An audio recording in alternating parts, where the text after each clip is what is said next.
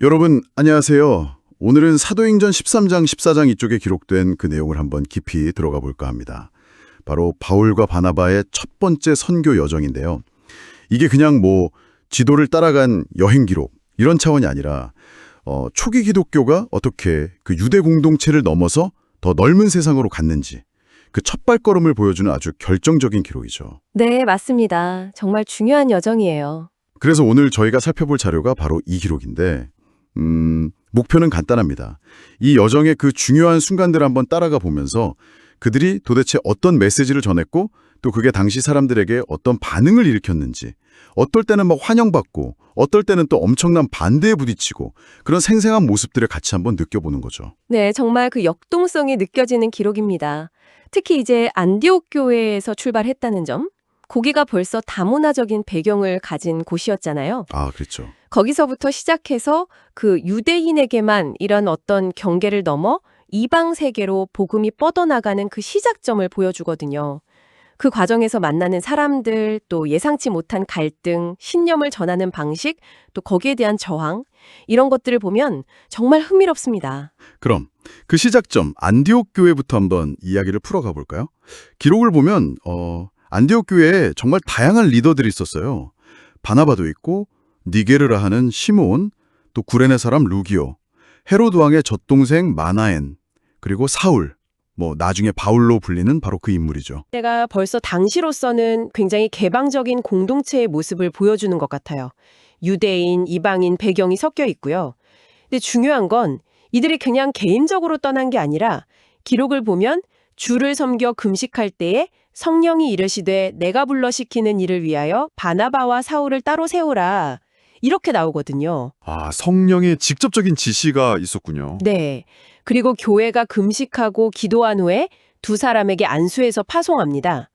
그러니까 이건 개인적인 열정이라기보다는 공동체의 어떤 영적인 분별과 기도를 통해 공식적으로 파송된 선교라는 거죠. 공동체의 지지가 있었던 겁니다. 공동체의 지지와 성령의 인도. 그렇게 파송된 바나바와 사울, 그리고 이제 조력자로 요한마가도 함께 했죠. 실루기아로 내려가서 배를 타고 첫 목적지 구부로, 키프로스 섬으로 갑니다. 네, 키프로스, 바나바의 고향이기도 했죠. 아, 그랬군요. 거기 살라미에 도착해서는 유대인의 여러 회당을 찾아다니면서 말씀을 전파해요.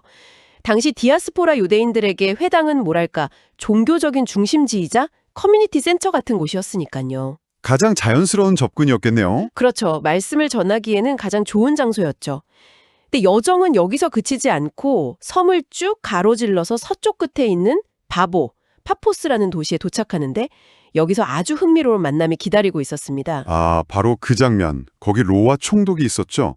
서기오 바울. 네, 맞아요. 서기오 바울. 기록에는 이 사람이 지혜 있는 사람이라고 되어 있고 바나바와 사울을 불러서 하나님 말씀을 듣고 싶어 했다고요? 네. 그런데 이 총독 곁에 좀 이상한 인물이 하나 있었어요.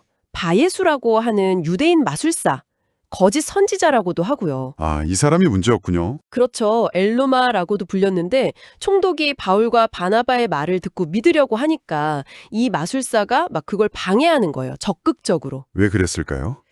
자기 영향력이 줄어들까 봐? 그럴 수도 있고요. 아니면 그 메시지 자체가 싫었을 수도 있고. 아무튼 여기서 이제 딱 영적인 대결 구도가 만들어지는 거죠. 정말 극적인 장면이 펼쳐지는데요. 이때 사울, 기록을 보면 여기서부터 바울이라는 이름이 더 많이 쓰이기 시작하는 것 같아요. 네, 맞아요. 그 시점이죠. 이 바울이 성령이 충만해서 그 마술사 엘루마를 정면으로 막 꾸짖습니다. 모든 거짓과 악행이 가득한 자, 마귀의 자식, 모든 의의 원수, 주의 바른 길을 굽게 하기를 그치지 않겠느냐 하면서요. 네, 아주 강하게 책망하죠. 그러고는 당신이 잠시 동안 맹인이 되어서 해를 보지 못할 것이다.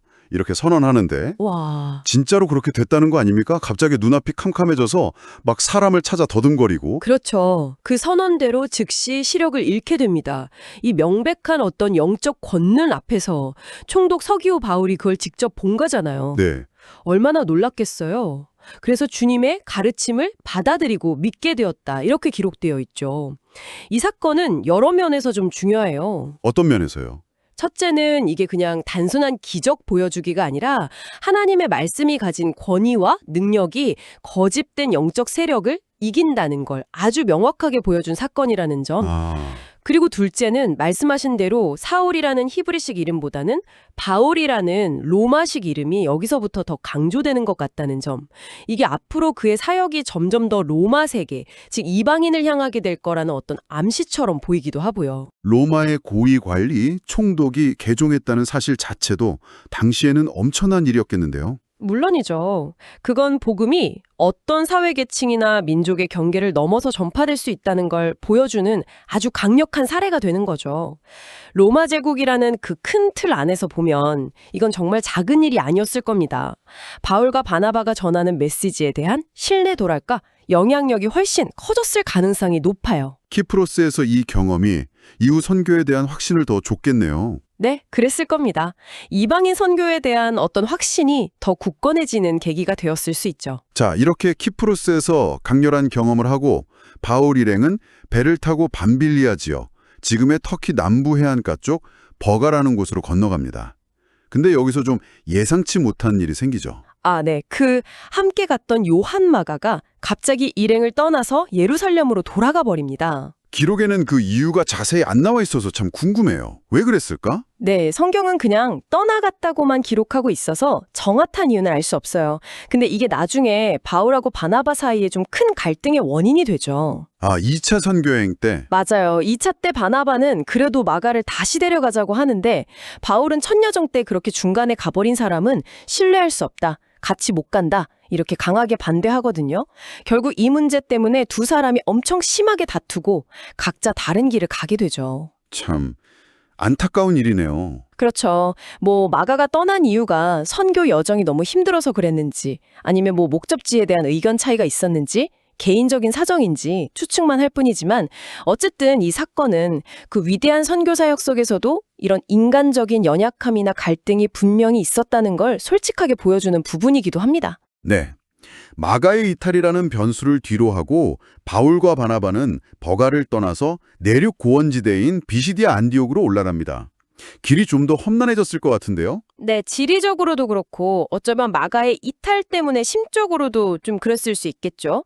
아무튼 비시디아 안디옥에 도착해서 안식일이 되니까 이들은 또 어김없이 유대인 회당으로 들어갑니다. 회당이 여전히 중요한 접촉점이었군요. 그렇죠. 거기서 이제 율법서랑 예언서 읽는 순서가 끝나니까 회당장들이 이 낯선 방문객들에게 말을 할 기회를 줘요. 형제님들, 혹시 백성들에게 권면할 말씀이 있으면 좀 해주십시오 하고요. 그때 바울이 나서는군요. 네, 바울이 일어나서 손짓을 하며 조용히 시킨 후에 그의 첫 번째 긴 설교로 기록된 아주 중요한 연설을 시작합니다. 아, 이 설교 내용 정말 자세히 들여다볼 필요가 있을 것 같아요. 어떻게 청중에게 다가갔나요? 일단 바울은 이스라엘 사람들과 및 하나님을 경외하는 사람들아 들으라 이렇게 시작해요. 그러니까 유대인뿐만 아니라 회당에 같이 있던 이방인들, 하나님을 경외하는 이방인들까지 다 포함해서 부르는 거죠. 네. 그러고 나서 그들에게 아주 익숙한 이야기, 바로 이스라엘의 역사를 쭉 훑어내려갑니다. 아브라함부터 시작해서 애굽살이 출애굽, 광야 생활, 가나안 정복, 사사시대, 사울왕, 그리고 다윗왕까지. 아, 청중이 다 아는 이야기로 시작해서 공감대를 형성하는 거군요. 그렇죠. 아주 전략적인 접근이에요. 그들의 정체성, 신앙의 뿌리가 되는 역사를 공유하면서 마음을 여는 거죠. 그러다가 이제 결정적인 포인트로 갑니다. 하나님께서 약속하신 대로 다윗의 후손 가운데서 구원자, 바로 예수를 보내셨다는 거예요. 세례 요한 이야기도 하고요. 지도자들이 이 예수를 알아보지 못하고 정죄해서 십자가에 못 박아 죽였지만 그러나 하나님께서 그를 죽은 자 가운데서 다시 살리셨다. 바로 이 부활의 메시지를 핵심으로 전하는 겁니다. 특히 시편 구절을 인용하면서 예수님의 부활이 다윗에게 주어진 예언, 주의 거룩한 자로 썩음을 당하지 않게 하시리라는 그 말씀의 성취라고 강조하죠. 맞아요. 다윗 자신은 죽어서 썩었지만 하나님께서 살리신 예수는 썩지 않으셨다. 이런 논리죠. 그리고 여기서 바울 설교의 정말 혁명적인 핵심이 터져나옵니다. 어떤 내용이죠? 그러므로 형제들아, 너희가 알 것은 이 사람을 힘입어 죄사함을 너희에게 전하는 이것이며 또 모세의 율법으로 너희가 의롭다 하심을 얻지 못하던 모든 일에도 이 사람을 힘입어 믿는 자마다 의롭다 하심을 얻는 이것이라. 이렇게 선포해요. 와, 율법으로는 안 되던 의롭다함을 예수를 믿음으로 얻는다. 바로 그거죠. 율법 준수로는 완전한 의에 이를 수 없었는데 예수를 믿음으로써 죄사함 받고 의롭다고 인정받는다. 이게 바로 이 신칭이 믿음으로 의롭게 된다는 복음의 핵심을 제시하는 겁니다. 당시 유대교적인 배경에서 보면 정말 파격적인 선언이었겠는데요? 엄청난 도전이죠. 근데 바울은 심지어 그들이 신성하게 여기는 구약 성경 자체를 근거로 들면서 율법의 한계를 넘어서는 새로운 길, 예수 그리스도를 통한 구원의 길을 역설하고 있는 거예요. 여러분이 붙들고 있는 바로 그 약속이 예수 안에서 성취되었습니다. 이렇게 외치는 것과 같죠. 그리고 마지막에는 경고도 하죠. 네, 하박국 선지자의 말을 인용해서 이 놀라운 소식을 멸시하다가 멸망하지 않도록 주의하라고 아주 강력하게 권고하면서 설교를 마칩니다. 설교가 끝나고 반응이 어땠나요? 처음에는 굉장히 좋았던 것 같은데요? 네, 처음에는 분위기가 아주 좋았어요. 사람들이 막 다음 안식일에도 이 말씀을 좀 더 해주십시오 하고 요청하고 모임 끝나고 나서도 많은 유대인들과 또 유대교로 개종했던 경건한 이방인들이 바울과 바나바를 따라다니면서 가르침을 더 받으려고 했어요. 두 사도는 그들에게 계속 하나님의 은혜 안에 머물라고 격려했고요. 그런데 그 다음 안식일에 상황이 확 바뀌었다고요? 네, 바로 그 다음 주에요. 거의 온 도시 사람들이 말씀을 들으려고 회당으로 몰려든 거예요. 엄청났겠네요. 그렇죠.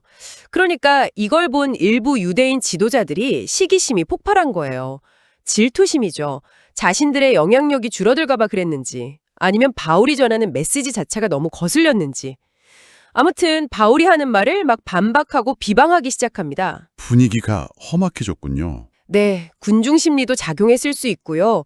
여기서 이제 선교 역사에서 아주 중요한 선언이 나옵니다. 어떤 선언인가요? 이렇게 반대가 거세지니까 바울과 바나바가 조금 더 위축되지 않고 아주 담대하게 말해요. 하나님의 말씀을 마땅히 먼저 당신들에게 전해야 했습니다. 그런데 당신들이 그것을 버리고 스스로 영생을 얻기에 합당하지 않다고 여기니 보십시오. 우리는 이제 이방인에게로 향합니다. 와, 정면 돌파네요. 그렇죠. 근데 이게 그냥 감정적인 대응이 아니었어요. 그들은 이 결정이 이사야서에 나오는 예언, 내가 너를 이방의 빛으로 삼아 너로 땅끝까지 구원하게 하리라 하셨느니라. 이 말씀을 따르는 것이라고 밝힙니다. 즉, 이방인에게 가는 것이 하나님의 계획이라는 신학적인 근거를 제시하는 거죠. 이 말을 들은 이방인들은 정말 기뻤겠는데요. 네, 기록에도 그렇게 나와요. 이방인들이 듣고 기뻐하며 하나님의 말씀을 찬송했고 영생을 주시기로 작정된 자는 다 믿더라. 이 구절이 예정론 논쟁을 낳기도 하지만 중요한 것은 유대인 공동체 내부에서의 거부가 오히려 역설적으로 이방인 선교의 문을 활짝 열어버리는 결정적인 계기가 되었다는 거죠. 복음이 특정 민족에게만 속한 게 아니라는 게 확실해지는 순간이군요. 그렇죠. 모든 사람에게 열려있다는 사실이 아주 극적으로 드러나는 거죠. 그래서 결과적으로 주의 말씀이 그 지역 전체에 널리 퍼져나가게 되었다고 합니다. 하지만 이야기가 이걸로 좋게 끝나지는 않죠. 반대 세력도 가만히 있지는 않았을 텐데요. 네, 안타깝게도 그렇죠. 복음이 퍼져나가니까 그걸 거부했던 유대인들이 이번에는 좀 더 조직적으로 움직여요. 그 도시에서 명망 있고 경건하다고 알려진 귀부인들 그리고 또 힘 있는 유력자들을 선동합니다. 영향력 있는 사람들을 이용해서 압박하는 거군요. 네, 당시 사회 구조를 이용한 거죠. 그들을 부추겨서 바울과 바나바를 박해하게 만들고 결국 이 선동이 먹혀서 두 사람은 비시디아 안디옥에서 쫓겨나게 됩니다. 쫓겨나면서 그 발에 먼지를 떨어버렸다는 기록도 있던데요. 네. 그 행동도 참 의미심장하죠. 그들을 향해서 발의 먼지를 떨어버렸다고 하는데 이게 당시 유대인들의 관습으로는 우리는 당신들과 이제 관계없다.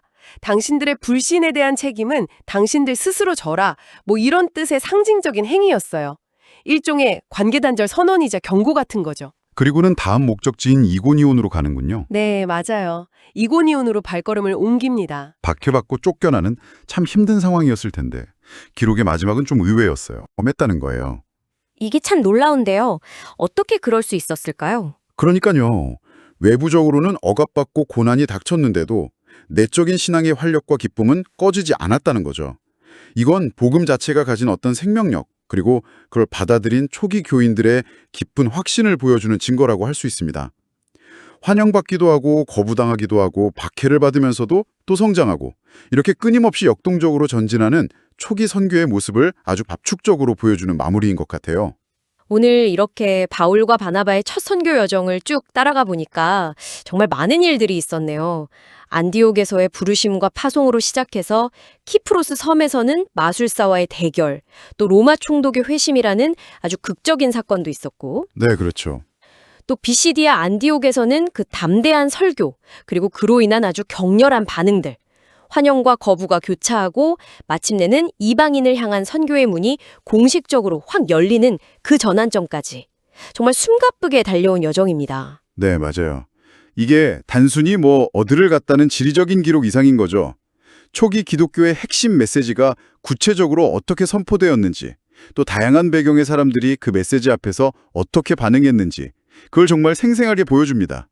그리고 그 과정에서 신성한 부르심이나 인도하심도 있었지만 동시에 요한마가의 이탈 같은 인간적인 갈등이나 어려움도 있었고 엘루마와의 대결처럼 치열한 영적 싸움도 있고요. 네, 이방 세계로 나아가는 길이 열렸다는 점인 것 같아요.